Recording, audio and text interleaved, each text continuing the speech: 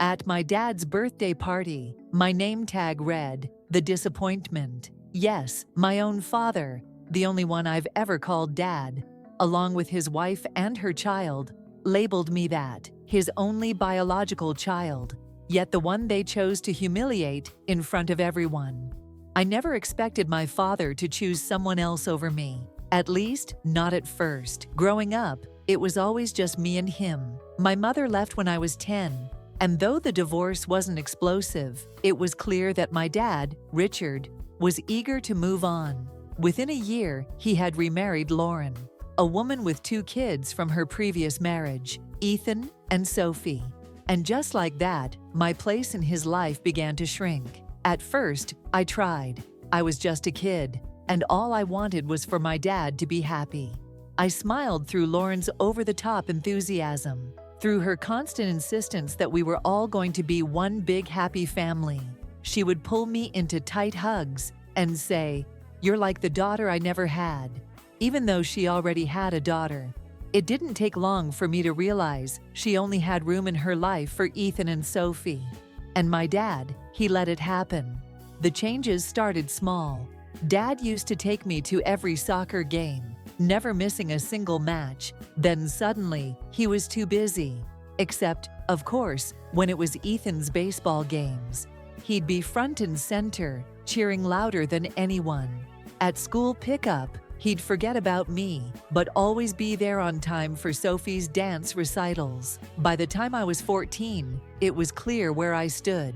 Lauren had a way of making her expectations known without ever raising her voice. I was expected to babysit her kids, help with chores they didn't have to do, and play the role of the perfect big sister, even when they got away with everything. If I ever complained, my dad would sigh, rubbing his temples like I was exhausting him. "They need more attention," he'd say. "You're older, be mature." Lauren was less subtle. If I ever protested, she'd call me selfish. But the moment that truly broke me, it wasn't the favoritism. It wasn't even the way my dad stopped seeing me as his daughter, and instead, as a built-in babysitter. It was when he took away my future. My mother had worked hard to set aside a savings fund for me, money meant for my college tuition. She wasn't wealthy, but she had fought to make sure I had something to rely on. And then, one day, I found out that my dad had drained the entire account. Why? To help Ethan and Sophie. Lauren convinced him that it wasn't fair for them to struggle when I had extra. And my dad, my own father, agreed. At that moment, something inside me snapped. I realized then that I would never come first in his life again. After that, something in me shut down. I barely spoke to my father for the rest of high school.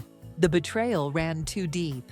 He tried to justify it, saying things like, "We're a family, we help each other," as if taking away my future was just a simple redistribution of wealth. My mother fought tooth and nail in court to get the money back. But by then, the damage was already done. I stopped asking him for anything. I stopped expecting anything from him at all. By the time I left for college, which I paid for on my own, our relationship had been reduced to polite but distant conversations. I came home for the occasional holiday, but it never felt like home anymore. Lauren made sure of that. Her greetings were always overly sweet, in a way that felt more condescending than warm. "Oh, look who decided to join us. I hope you're not too busy to spend time with your family." Ethan and Sophie, meanwhile, had fully embraced their roles as the golden children. Sophie was always gushing about her newest achievements, dance competitions, school awards, her upcoming perfect wedding. And Ethan, he had breezed through life without ever working for anything. Yet somehow my father still looked at him with more pride than he had ever shown me. And my dad? He had convinced himself that we were fine. He would talk to me in that same polite, careful tone, asking surface-level questions about my job, my life, never actually listening to the answers. He wasn't interested in knowing me. He was interested in making sure I wasn't an embarrassment. The worst part was the way the rest of the family saw me. To them, I was the difficult one, the one who never quite fit, the one who refused to play along and act like we were some happy, blended family. I wasn't openly excluded, not exactly, but I felt it in the way conversations would flow around me, never including me. I felt it when invitations to events came with a certain expectation that I would show up, smile, and keep my mouth shut. And so, I kept my distance. But despite everything, I still came when invited. Some part of me still wanted to believe things could change. So when my aunt, the only person in the family who ever truly understood me, convinced me to attend my father's birthday party, I agreed. "Just stop by for a little while," she had said. "Maybe things are different now." Spoiler alert, they weren't. The moment I stepped into the house, I knew I had made a mistake. I had hoped, foolishly, that maybe things would be different. Maybe, with time, people change. Maybe my father had finally realized how much he had pushed me aside. Maybe Lauren had moved past her need to constantly remind me of my place in this so-called family. But I should have known better. The party was exactly what I expected: crowded, overly polished, and meticulously curated to look perfect. Lauren had gone all out, ensuring that the decorations, the expensive catering, and even the background music created an atmosphere of wealth and prestige. This wasn't about celebrating my father's birthday. This was about putting on a show, and I didn't belong in it. As I walked further into the room, I felt it immediately. The shift. People turned to glance at me, but no one truly welcomed me. There were no warm greetings, no excited hugs, no one saying, "It's been too long." Instead, I got polite nods, forced smiles, and conversations that conveniently moved past me as if I wasn't even there. I spotted my father across the room, standing in a circle of friends, laughing. He looked happy, comfortable. But then his eyes landed on me, and for just a second, his expression flickered, his smile faltered, his posture stiffened, like he was surprised I had actually shown up. And in that split moment, I knew nothing had changed. The air felt heavier, pressing against my chest as I scanned the room. I was already regretting coming when my eyes landed on the table near the entrance. A small display with neatly arranged name tags, Lauren's signature touch. She had done this before at past events, claiming it helped people mingle. It was just another one of her ways to control the narrative, to make sure people knew their place. Curious, I stepped closer. Most of the tags were simple: Uncle Mark, Cousin Rachel, Neighbor Tom. And then I saw mine. I froze. My breath caught in my throat as I picked it up, my fingers tightening around the flimsy paper. It had my name, but underneath, in smaller letters, someone had added a title: The Disappointment. For a moment, I just stood there, staring at it, my brain taking an extra second to process what I was looking at. No, surely this was some kind of mistake, some awful, tasteless joke, maybe a cousin trying to be funny, maybe an unfortunate mix-up. But then I heard her laugh, that soft, breathy, smug little chuckle that I had heard far too many times before. Lauren. I lifted my gaze and found her across the room, standing near the bar, a wine glass in hand, watching me. She was waiting for me to react. Our eyes met, and she took a slow sip of her wine, her smirk widening ever so slightly. My pulse pounded in my ears, heat rose in my chest, a familiar anger clawing its way up. I clenched the name tag in my fist, feeling my nails dig into my palm. A few people had noticed me standing there now, their glances flickering toward me. No one said anything, but I could feel the weight of their silence, the unspoken expectation.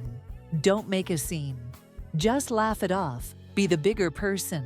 I took a slow, deliberate breath. Then, with an eerie sense of calm, I set the name tag back down, carefully, methodically, aligning it perfectly with the others, as if it hadn't just sent a sharp knife through my chest. Lauren's smirk twitched. She had expected me to get upset, to lash out, to storm out of the party in a fit of rage so she could turn to the guests and sigh, "See?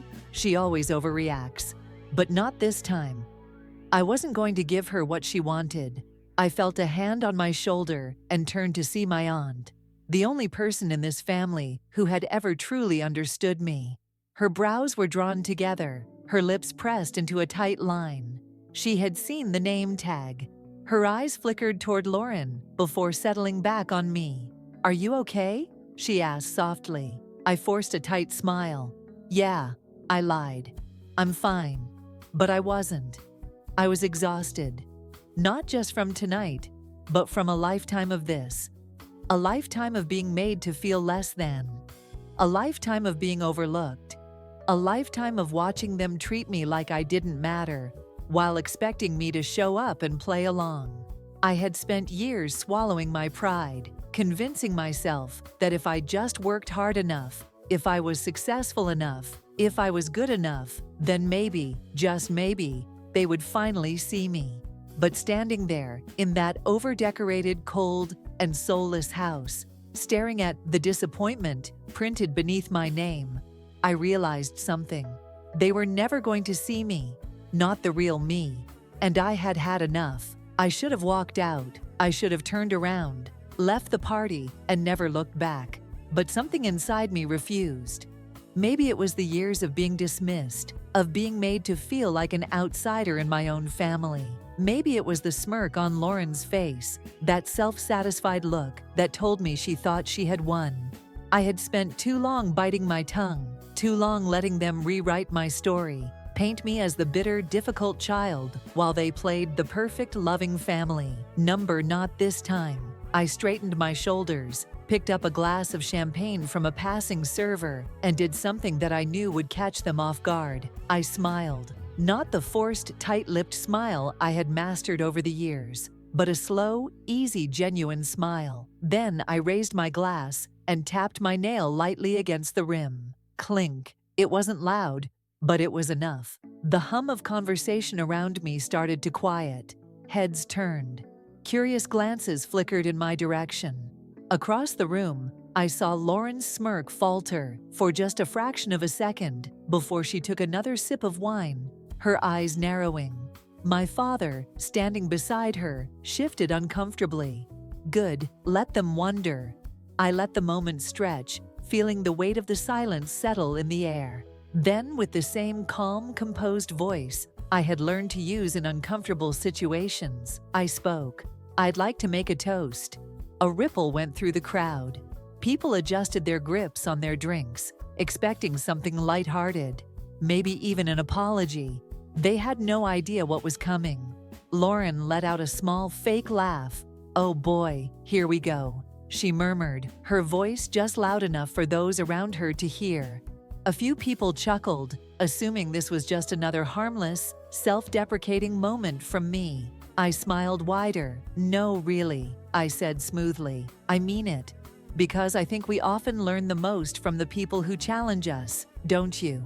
I turned my gaze to my father. "Dad, you always told me that family is supposed to build each other up, that we should support one another, celebrate each other's successes." His throat bobbed as he swallowed. His grip on his drink tightened. "And I used to believe that," I continued. "I really did. But then, somewhere along the way, I realized something." The room had gone completely silent now. Even the servers had stopped moving. Sensing the tension crackling in the air, I set my glass down, gently on the table beside me. I realized that for some people, support only exists when you fit into the version of yourself they want you to be. That as long as you play the role they've written for you, whether that's the golden child or the black sheep, they'll keep you right where they need you. Lauren's fingers curled so tightly around her wine glass that I half wondered if it would snap. "And if you step outside that role?" I exhaled, shaking my head. "Well, that's when they show you how they really feel. And, dear Father, from now on, I will no longer pretend to be the obedient child you wanted. And I swear I will never set foot in this fake place ever again. Just as you wanted, right, Mrs. Lauren?" I saw Ethan smirking from across the room, as if this was some grand entertainment for him. Sophie, on the other hand, was watching my father carefully, waiting for his reaction before deciding how she should feel. My father's face was unreadable, but I saw the way his jaw tightened. Lauren let out another forced laugh, her voice just a touch too high-pitched. "Oh, come on. This is ridiculous. It was just a joke." I turned to her, tilting my head slightly. "You're right," I said smoothly. "It is." Then I picked up my glass again, raising it just slightly. "To the last time you'll ever see me." For a split second, no one moved. Then chaos. Lauren inhaled sharply, her carefully maintained composure finally cracking. "Excuse me," she hissed, stepping forward as if she might actually try to stop me. For a moment, no one moved. The weight of my words settled over the room like a thick fog. Eyes widened. Conversations that had been buzzing moments ago had vanished into stunned silence. My father stiffened, his grip tightening around his drink. Lauren's carefully curated mask cracked just slightly. Her lips parted in shock before she quickly snapped her mouth shut. Someone in the back muttered, "Wait, what?" I didn't wait for an answer. I set my champagne glass down, turned on my heel, and walked toward the door. I felt the eyes on me, the unspoken panic from my father, the tension in the air as the reality of what I had just done sank in. But for the first time in my life, I didn't care. This wasn't a dramatic exit. This wasn't about making a scene. This was about leaving on my terms. As I reached the door, I paused for just a second, glancing over my shoulder. My father was still frozen in place, his expression unreadable. Lauren was whispering something sharply to him, her nails digging into his arm. Ethan and Sophie exchanged looks, but neither of them said a word. They didn't stop me. Of course, they didn't. I stepped outside, letting the crisp night air fill my lungs. It felt different, lighter, freer. I hadn't realized how heavy it had been, carrying all that resentment for so long. I walked to my car, the distant hum of the party still faintly audible behind me. But it wasn't my world anymore. I had just burned the last bridge, and for the first time in years, I felt peace. The next few days were a blur of missed calls and unread messages. I ignored them all. The family group chat was exploding with reactions. Some were demanding explanations. Others were playing the "How could you do this to your father?" card. My step-siblings, predictably, said nothing. Lauren, however, left a single message. "You've really embarrassed yourself this time." I laughed. "No, Lauren. I finally stopped letting you embarrass me." My father, though, was different. He didn't flood my phone like the others. Just one voicemail. "Where are you?" he asked, voice steady but distant, the way it always was when he was trying to sound in control. I didn't call him back, and when he finally tried again, when he finally dared to demand that I return and act like an adult, I told him the truth. Not if acting like an adult means pretending to be someone I'm not. Not anymore. And that was the last conversation we ever had.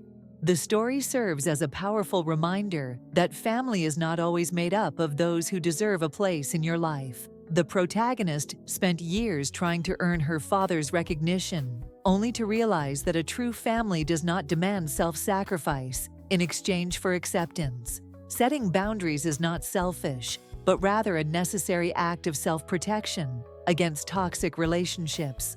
For years, she endured subtle manipulation from her stepmother and indifference from her father. But the moment she stood up for herself, they labeled her as the problem. You are not obligated to please those who do not respect you, and no one has the right to make you feel small in your own life. Sometimes, letting go is not a failure, but a form of liberation, because some doors need to be closed to make room for better things. Most importantly, you have the right to walk away from a story where you no longer wish to be the main character. If you enjoy deep, emotional, and meaningful stories like this, don't forget to like, subscribe, and turn on notifications so you never miss a new update. Your support is the motivation that drives us to keep bringing you powerful stories. Once again, thank you for being here, and see you in the next story.